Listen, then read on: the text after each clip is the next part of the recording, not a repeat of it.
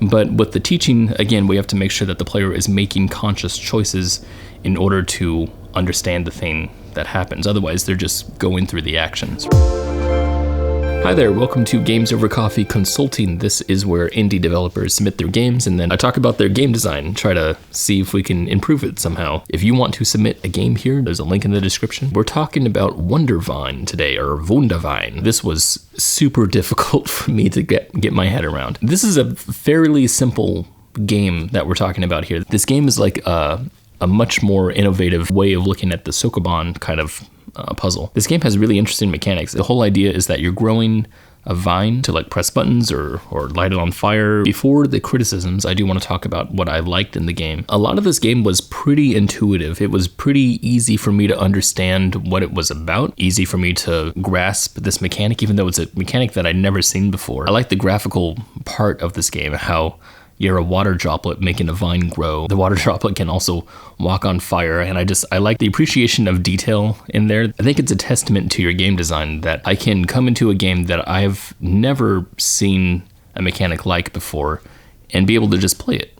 I think that's great. I wanted to just say that before I get into the criticisms, because I do have a critique in here. When I think of Sokoban-styled puzzles, I think of Sokoban for one, but I also think of Baba Is You. It's interesting because Baba Is You is a very difficult game, or at least at some parts it's very difficult. The reason why that's important is because Baba Is You has a mechanic in it that's very strange. It's not a mechanic that you see elsewhere. It's manipulating rules, but not just manipulating rules, but like using the Sokoban style of pushing tiles to formulate those rules. Because Baba Is You has such a different mechanic, what it needs to do is it has to very, very effectively teach the people how to play the game.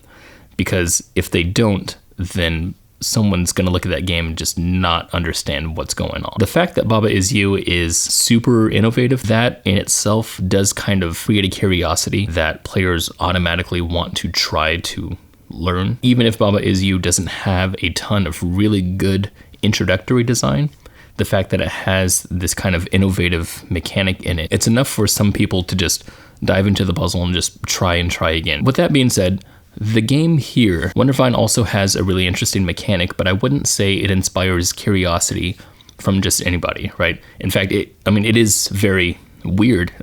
It's not something that I immediately think of a bunch of different possibilities. When I think about growing a vine, nothing really comes to mind. You have to know that players coming into this game probably aren't going to be immediately drawn in just by the idea of the mechanic. They might be drawn in by the gameplay. As you know, or may not, whenever someone submits a game to me, I ask them to fill out a questionnaire. And in this questionnaire, the developer said they were hoping for the player to be able to learn the mechanics of the game through its puzzles and use those mechanics to master the later levels. That's a very, very good thing to want, I think, in your puzzle game. And that's also a tall order, depending on what kind of puzzles you're trying to give to the player. And really all this comes down to is what kind of game you're trying to make for the players.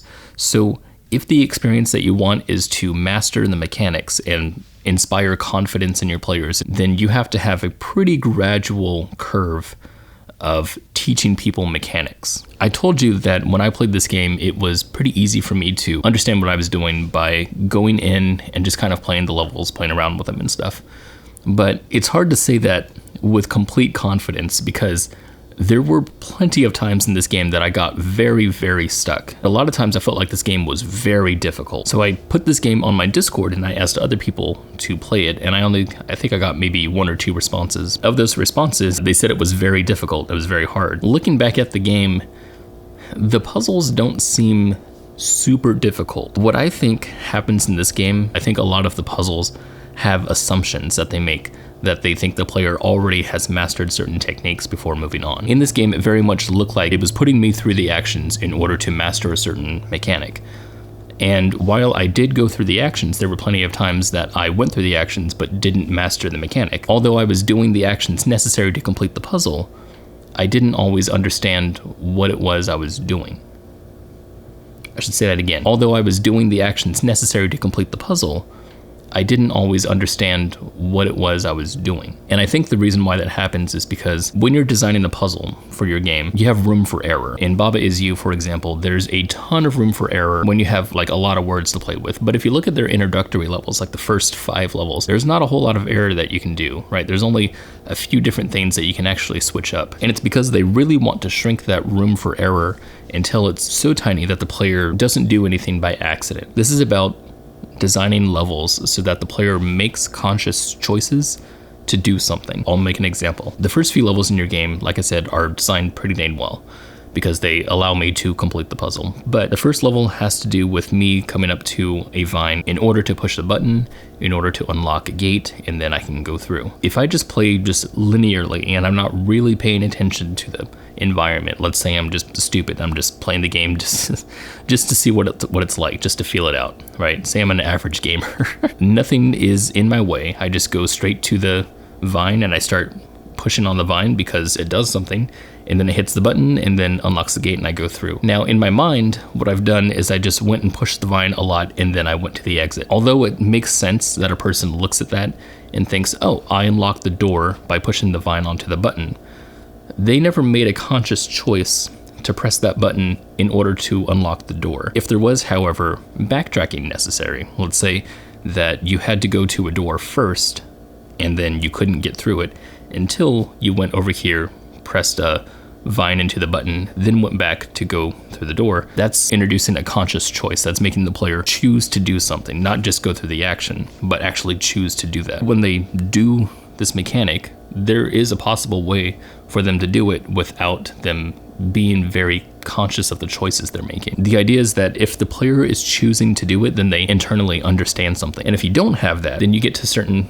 parts in the game where you don't understand what to do because you never really understood the mechanic in the beginning. And this is weird because this does happen a lot in very difficult puzzle games. There's times in The Witness. I feel like The Witness is probably one of the best designed puzzle games ever, but there are certain times in that game I've went through a series of puzzles, realized that I didn't know exactly what I was doing. So by the time the 5th one comes around, the 4th or 5th puzzle, it shows me a challenge and my brain just goes blank and I'm like, well, I don't know how to do this. I have to go back to the first puzzle to reteach myself to make sure that I'm actually making conscious choices and actually trying to do things and I understand what it is that I'm trying to do. In Baba Is You, there's a lot of this. There's a lot of making sure that the player is consciously moving rules on the place. Now, Baba Is You is a little different than your regular Sokoban puzzle because the player needs to think of a sentence and then make that sentence possible. So there's already an internal kind of choice happening in the player's brain when they move their blocks. But in a puzzle like this one, in Wondervine, it takes a lot more effort, I think, to really think about that kind of stuff. Is the player really understanding what's happening here? Okay, so for example, in the level 1-4, which is Sabotage, which I think is pretty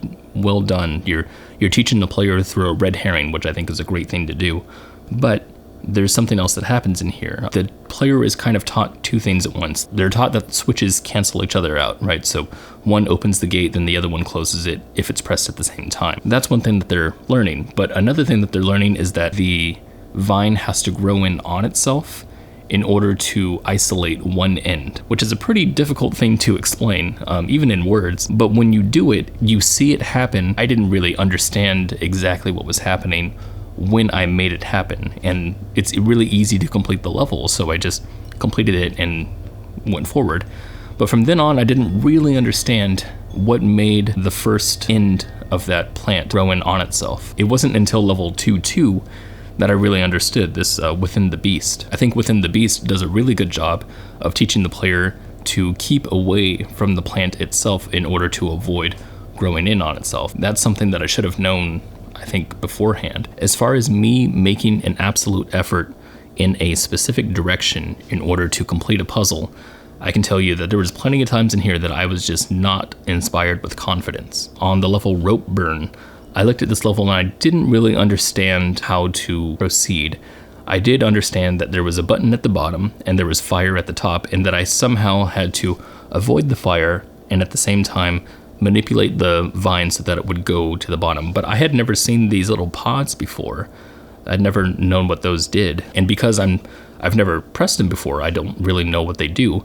I now know after experimenting a little bit that the pods can become part of the vine. I guess this did kind of happen in the minefield level, but in the minefield level it was not constrained very well. It was just kind of just something that happened and there was multiple points that were happening simultaneously, so it was really hard for someone like me to focus and understand exactly what was happening here. And rope burn became that level that was really trying for me. If I was a person who wasn't trying to analyze this game, rope burn would probably be the time that I just stopped playing. And if that didn't do it, the next level, checkers, really did do it, because checkers has a minefield, but it's much bigger. And I feel like a lot of these levels, including this one, assume that the player knows more than they do. Unfortunately, the only way to really confirm or deny that is to play test, right? Is to get your game out there to a bunch of people. I can't say what works and what doesn't work. I can only say what works and didn't work for me. As far as conscious choices go, I really didn't think I was able to complete some of these puzzles because I just figured they were too hard. But it turns out I just didn't really understand it that much. I was able to get to I got to the last level, but I could not complete the last level. But it's also because I just didn't feel like I was having any fun with the last level. Like, if I were to suggest any kind of changes for this game, it would be to make sure that you design it in such a way that the player has to not just go through the action, but actually has to understand what they're doing. And I know that's really difficult to do without playtesting. One way that you have already done it was in that level Sabotage. In Sabotage, it forces the player to experiment in a certain way. You called it Sabotage, I imagine, because you gave the player a red herring that they then complete and realize that they did something wrong. But that's great, because in that fail, they've learned something, right? And I feel like any of those moments that you want to teach the player something, you have to make them fail in order to learn something, and that happens a lot in Baba Is You. I do want to touch on one thing that you said in the questionnaire about tedium. The later levels feeling like they were more tedious to complete. When I feel like a puzzle is tedious, I feel like it requires a lot of steps that are not challenging. I think I linked an article from GameDeveloper.com. They had talked about puzzles, about what makes a puzzle good versus what makes a puzzle bad. And one of the things that they said was keep away from overly simplistic choices. One of the examples that they used was like having a sequence of 6 switches, flipping them in a certain sequence was going to make something, happen. Figuring out that puzzle is very, very boring. That's very tedious because you don't really have to problem solve. You just kind of have to experiment. You know what the solution entails already. And so your problem solving doesn't really matter anymore. You just flip a switch and then, okay, that doesn't work. Well, let's flip another one. That doesn't work. Flip another one. That doesn't work. The example that they gave that was a better one, find a link between those switches and then say like some pattern on the wall. That way the player is using their mind and trying to problem solve. Once they solve the problem, then the puzzle is complete, right? They don't have to experiment anymore on top of that. And I think that was one of the reasons why Baba Is You got a little tedious for me, was because I felt like I had already solved the problem. Now I just have to figure out how to do it. I feel like that's probably the thing that, that separates a puzzle from being engaging to one that's being boring. It's providing the solution to the puzzle as soon as the player solves it, right? You want to get, I think, those two things as close together as possible in order to make a very highly engaging puzzle. Like I said, the game was designed well, but it just wasn't instilling a certain element into my brain. And so it was difficult for me to understand why that was. Thank you for submitting this game to me. If you have a game and you're not this developer, submit a game. There's a link in the description. That's it. Bye.